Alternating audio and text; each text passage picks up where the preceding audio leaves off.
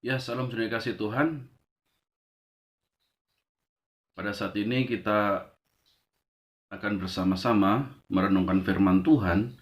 Kita akan merenungkan tentang mematahkan rancangan iblis dan memutuskan pengaruhnya atas hidup orang percaya. Kita tahu bahwa iblis itu punya strategi, punya rancangan untuk menguasai orang percaya. Dia ingin mempengaruhi orang percaya. Dan dia ingin setiap orang percaya hidupnya itu dalam kuasanya, dalam kendalinya. Tetapi kita percaya bahwa orang Kristen yang sudah di dalam Yesus Kristus punya kuasa untuk mematahkan setiap siasat si jahat, rancangan si iblis, sehingga kita masuk dalam rencana Tuhan. Tuhan memberi kuasa itu. Tetapi saudara, pada kenyataannya banyak orang-orang percaya yang justru takluk di dalam rancangan si iblis. Nah, pertanyaan, apakah iblis itu berkuasa? Ya, apakah iblis itu berkuasa di dalam dunia ini, bahkan termasuk kehidupan orang yang sudah di dalam Yesus Kristus, sehingga kok seringkali didapati anak-anak Allah hidupnya seakan-akan dalam kendali kuasa jahat. Apa yang terjadi dalam kehidupan mereka seperti yang dirancangkan oleh kuasa si jahat. Nah, kenapa itu bisa terjadi? Ya, bukankah ada perlindungan Tuhan? Bukankah ada pembelaan Tuhan dalam kehidupan kita? Nah saudara, mari kita buka dalam Yakobus pasal 4 ayat 7, dikatakan demikian. Karena itu tunduklah kepada Allah dan lawanlah iblis, maka ia akan lari daripadamu. Nah saudara, memang Tuhan memberikan perlindungan kepada orang percaya, tetapi firman-Nya berkata tunduklah kepada Allah dan lawanlah iblis. Ini artinya adalah bahwa kita orang percaya itu harus aktif melawan iblis dan aktif mematahkan strategi dan rancangannya. Iblis itu tidak kelihatan. Kalau dia langsung kelihatan atau langsung menggoda dalam bentuk hantu, setan, kita patahkan, kita doakan, kita berseru dalam nama Yesus, pasti iblis itu keluar. Ya, itu pergi. Ketakutan, lari, terbirit-birit. Nah, masalahnya adalah seringkali iblis itu memakai sarana. Ya, lebih banyak dalam Alkitab yang kita ketahui bahwa iblis itu selalu menggunakan sarana, tidak langsung menampakkan diri sebagai iblis. Contohnya di Taman Eden. Iblis tidak langsung datang sebagai iblis untuk menggoda Hawa, tetapi dia datang dalam wujud ular, atau mungkin mempergunakan ular, memakai ular sebagai sarananya, dan lain-lain sebagainya. Ya, Ayub dia memakai istrinya untuk melemahkan, memakai kawan-kawannya untuk mengintimidasi, untuk melemahkan dia, membuat Ayub semakin terjerat dengan penderitaan dan rasa bersalah. Nah saudara, tapi kita disuruh melawan iblis yang tidak kelihatan itu. Namun dalam strategi iblis itu, dia menggunakan sarana-sarana media-media, bisa berbentuk orang, bisa berbentuk suasana, bisa menghadirkan situasi yang tidak mengenakkan kita, dengan jebakan-jebakan dalam bentuk cobaan-cobaan yang Tuhan izinkan terjadi dalam kehidupan orang percaya. Nah, bagaimana melawan iblis? Berdoa. Dengan berdoa, semua orang percaya berdoa. Itu betul. Tetapi iman tanpa perbuatan hakikatnya adalah mati. Kita melawan iblis adalah dengan berdoa, betul, tetapi sekali lagi iman tanpa perbuatan hakikatnya mati. Nah, iblis tadi seperti yang saya katakan tadi, bahwa iblis itu tidak langsung menyerang secara fisik atau langsung menampakkan diri untuk menyerang orang percaya. Tetapi dia memakai sarana.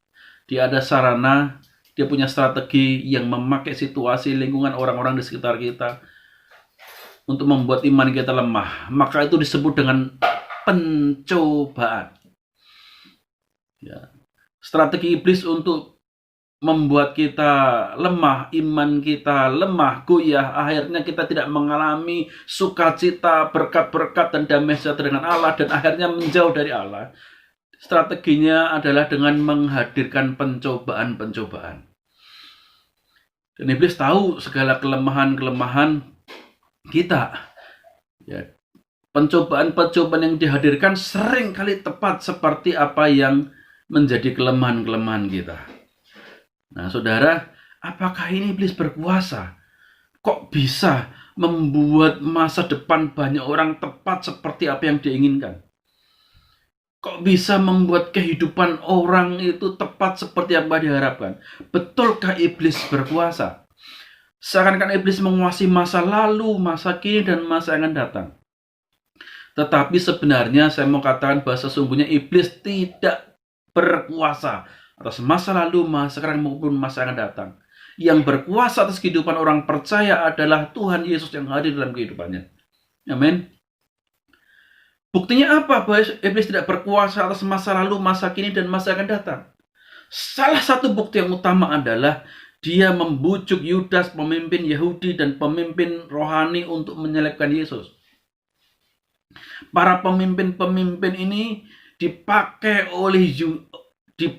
oleh iblis untuk menyalibkan Tuhan Yesus.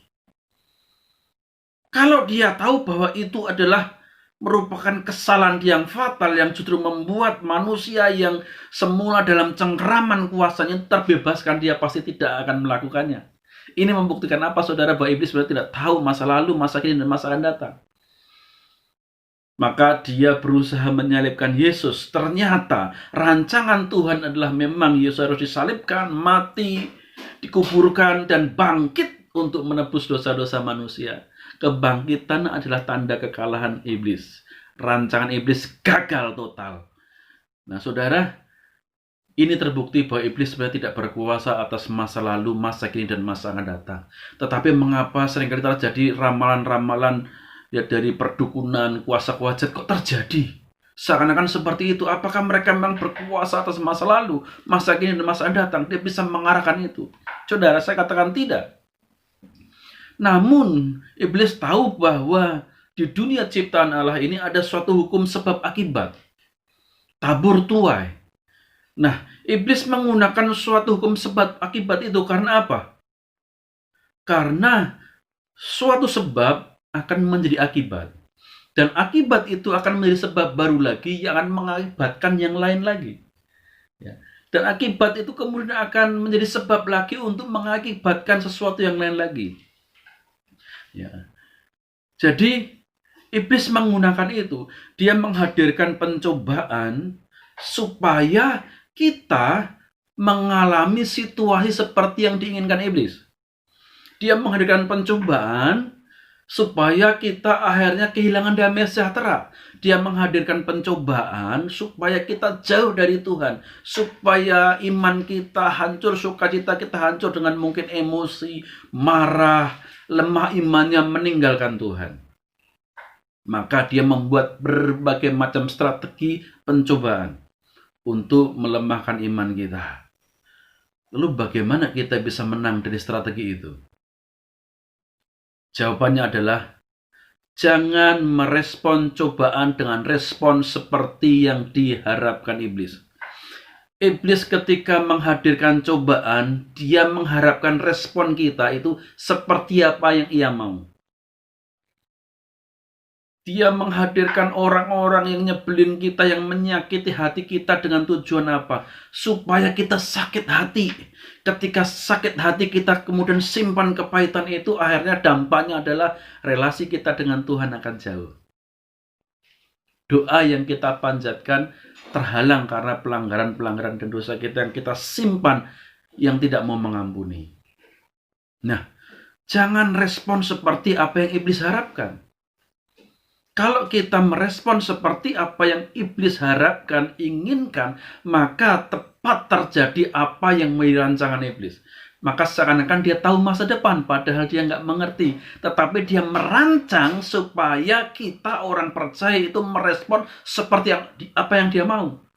Ketika kita merespon seperti apa yang dia mau, maka kehidupan kita menjadi seperti apa yang dia inginkan. Nah, kemudian akibat itu menjadi sebab baru. Misalnya, ketika kita dihadirkan dengan pencobaan yang membuat kita marah, kemudian kita marah. Akibatnya damai sejahtera kita hilang. Damai sejahtera hilang itu kemudian menjadi sebab yang baru lagi kita mengambil keputusan yang keliru, yang ceroboh, dengan berbuat dosa. Misalnya dengan membalas dendam. Nah, dengan kita membalas dendam itu kemudian menjadi sebab lagi kita menjadi terikat dengan berbagai macam dosa, pelanggaran, bahkan kemudian karena mungkin balas dendamnya berlebihan, akhirnya justru kita mengalami banyak kesulitan, entah itu masalah hukum dan lain sebagainya, perselisihan, permusuhan yang besar. Kita harus merespon dengan cara yang tidak diprediksi oleh iblis, dengan cara yang tidak diharapkan oleh iblis. Kita disakiti, mengampuni. Oh, iblis beda ya. Iblis langsung segera, loh kok responnya tidak seperti yang saya prediksi. Kemudian coba lagi, terus lagi membuat ada orang yang menyakiti, tapi kita terus mengampuni. Setelah mengampuni, kita akan mendapatkan damai sejahtera. Nah, maka lihat, rancangan si iblis itu gagal. Pengennya kita kehilangan damai sejahtera, tetapi kalau kita responnya berbeda, justru kita mendapat damai sejahtera yang lebih lagi. Dengan damai sejahtera yang lebih lagi itu, kemudian damai sejahtera itu akan menjadi sebab yang baru lagi. Kita diberkati. Kita diberkati kemudian menjadi sebab yang baru lagi, yang mengakibatkan kita bisa menjadi berkat bagi banyak orang. Menjadi berkat bagi banyak orang itu menjadi sebuah sebab sehingga kita menjadi sebab untuk mempermuliakan Tuhan. Banyak jiwa-jiwa diselamatkan.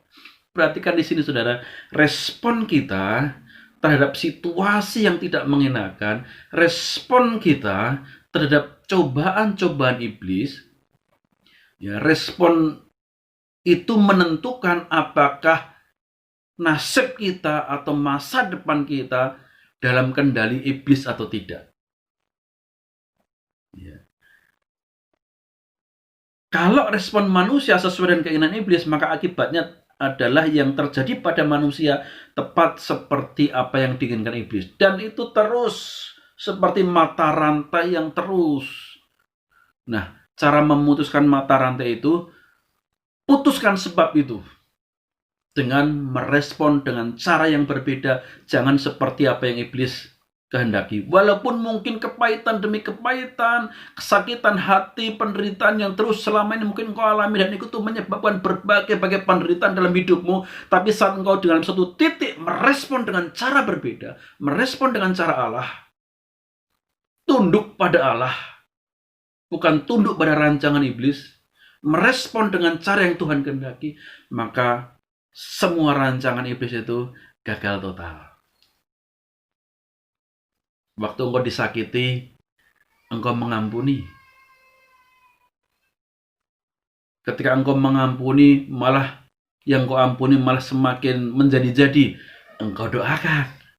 Ketika engkau mendoakan, kok malah gak ada perubahan, engkau tetap bertekun. Hasilnya engkau akan semakin bertekun dalam iman.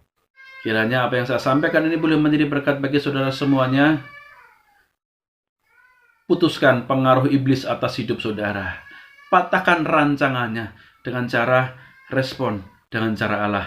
Jangan respon seperti apa yang iblis harapkan saudara untuk merespon. Tuhan Yesus memberkati saudara semua. Amin.